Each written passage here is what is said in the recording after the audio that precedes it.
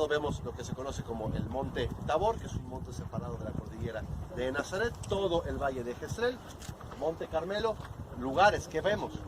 Monte Carmelo es la zona de Zebulún, donde termina nuestra vista del valle, hacia donde estoy dirigiendo mi mano, sería la zona de Menasés, la mitad de la tribu de Menasés. ¿Okay? Enfrente de nosotros, donde está Sunemi, hacia atrás, la tribu de Isaacar.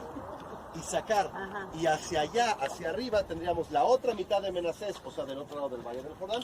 Todo eso sería Isaacar y Menasés. Y más arriba, Naftalí. Zebulún, Naftalí, mitad de Menasés, Isaacar, la otra mitad de Menasés allá arriba. Y más hasta arriba, Dan. ¿Ok? Los danitas. Bueno, listo. Bien, seguimos con un poquito de las referencias bíblicas. María, José y el bebé vienen a vivir a Nazaret. De ahí ellos eran y ahí van a ser familia y ahí van a criar el bebé, ahí van a crecer como familia. María y José van a tener otros hijos que se mencionan varias veces en los evangelios. Ahora bien, en Mateo capítulo 2, Mateo dice que vinieron a vivir acá para que él fuese llamado Nazareno, tal como todos los profetas lo anunciaron. Ahora hay un pequeño problema. Si ustedes se fijan en los profetas, jamás es mencionada Nazaret en los profetas y jamás es anunciado que viviría allí el Mesías o que saldría el Mesías de allí.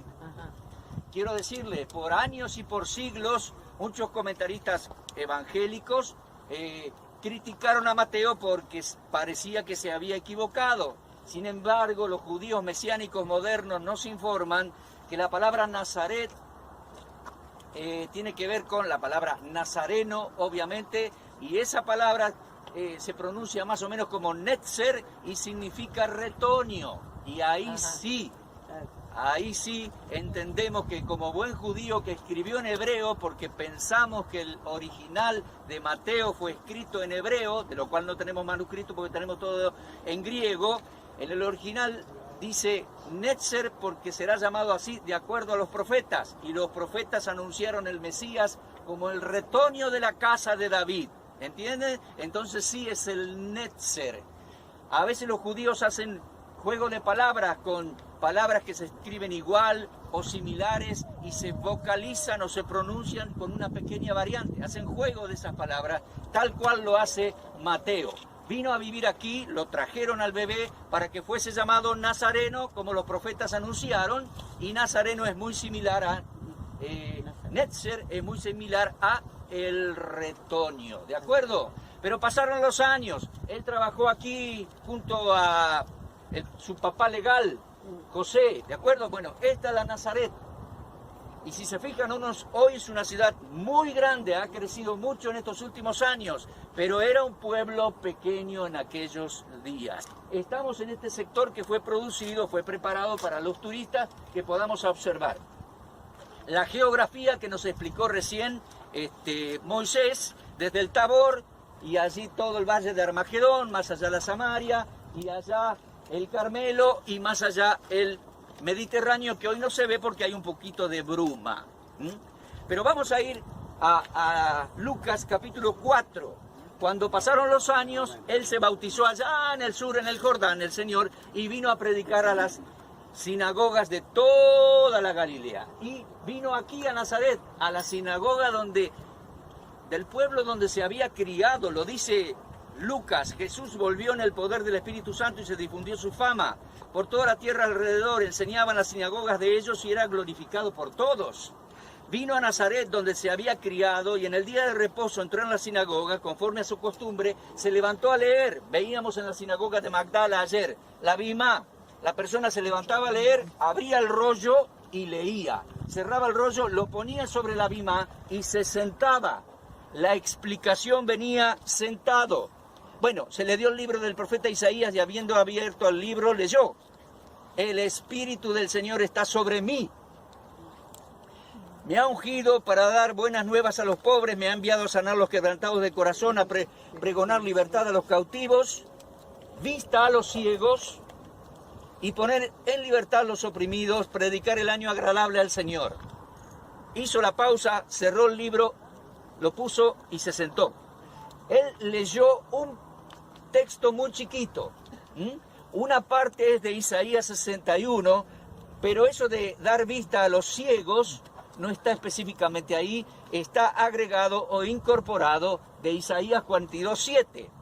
Pero esas eran las grandes señales de que había llegado el Mesías de Israel. Allá en el Jordán vino sobre él el Espíritu de Dios. Era muy importante porque no solamente en Isaías 61 se anunciaba que el Espíritu de Dios iba a obrar en la vida del Mesías. Isaías 11, Isaías 42, Isaías 61 anunciaba y está escrito claramente que el Espíritu Santo iba a venir sobre la persona del Mesías para todo su ministerio.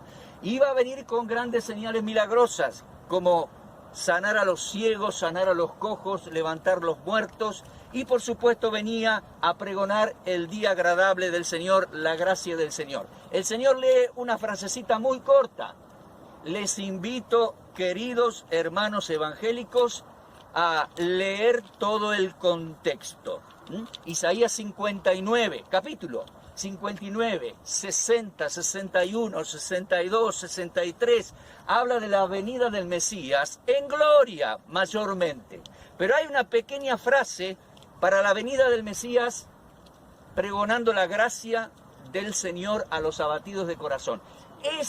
No es que el Señor sacó el texto fuera de contexto, no, lo hizo de una manera magistral, lo citó de manera exacta en el justo lugar. Él había venido para el día agradable al Señor y lo rechazaron en este lugar. Cuando vuelva será el día de venganza, el día de juicio, el día que será juez y será rey de reyes. Ahora bien, cuando dice que se sentó y les dijo, hoy se ha cumplido esta profecía delante de ustedes, lo quedaron mirando. Él tenía 30 años, se había criado acá. Dice, pero este no es Jesús, el hijo del carpintero, el de María. Y sí, nosotros, escúchame, yo conozco a la hermana, el hermano que labura acá en la esquina. Pero era cierto. Él estaba diciendo, yo soy el Mesías de Israel. Él estaba diciendo, el Espíritu de Dios me ungió. Muchos fueron testigos allá en el río Jordán. Y yo vengo con señales milagrosas que respaldan, legitimizan que soy el Mesías de Israel. Pero el Señor ya palpaba el hecho de que ya lo estaban rechazando. Porque Él hace esto y después dice, nadie es profeta en su pueblo, en su tierra y en su parentela. Y los empieza como a desafiar un poquito. Lo mismo pasó, dice, en los días de que los gentiles atendieron los profetas Elías y Eliseo, porque aquí eran rechazados.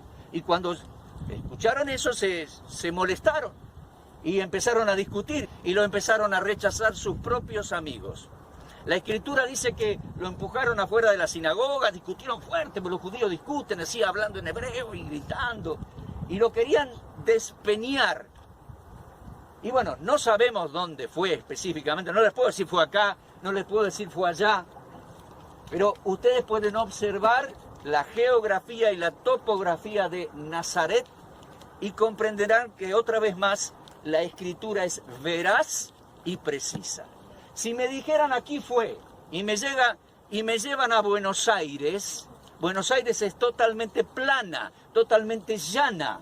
Si me llevaran a Buenos Aires y me dicen aquí es, yo digo, ¿cómo puede ser? Pero leo la Escritura, que por años he leído, 40 años de creyente, y vengo a este lugar y confirmo, no sé el lugar exacto, pero la topografía de este lugar me indica que la Biblia una vez más tiene razón. Los amigos discutieron con él hasta que llegó el punto que lo querían empujar de un abismo por acá, y él puso fin a esa discusión, dice que pasó entre medio de ellos y se fue. Mire, el Señor mismo llegó aquí, fue recibido por muchos, porque de buen agrado algunos creyeron en él.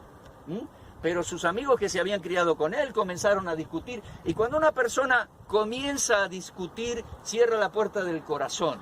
Comienza a fastidiarse con el otro y a discutir para ver cuál tiene la razón. Por favor, no hagamos eso. Busquemos la verdad en la Escritura, porque eso le conviene a usted y me conviene a mí y a cada uno de nosotros. Y bueno, avanzar sobre la base de la verdad. Y gloria a Dios y gracias a Dios una vez más, porque vino el Señor a los lugares exactos donde tenía que venir. Se crió en Nazaret.